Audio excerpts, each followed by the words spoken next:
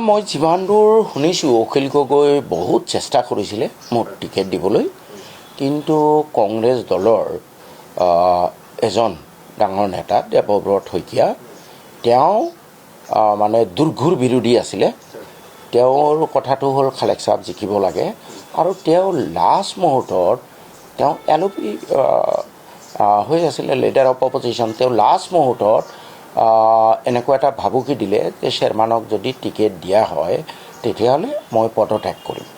এতিয়া LOP এজনে তেনেকুৱা এটা কথা ক'লে, দুদিনমান আগতে ভূপেন বৰাও গুচি গ'ল, প্ৰদ্যুৎ বৰদলৈ গুচি গ'ল, আকৌ LOPয়ে যদি পদত্যাগ কৰে তেতিয়াহ'লেতো অৱস্থাটো বেয়া হয়।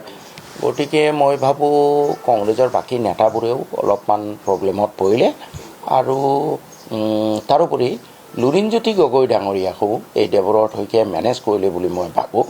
তেখেতে মোৰ বিৰুদ্ধে চিঠি এখন লিখিলে অখিল গগৈলৈ।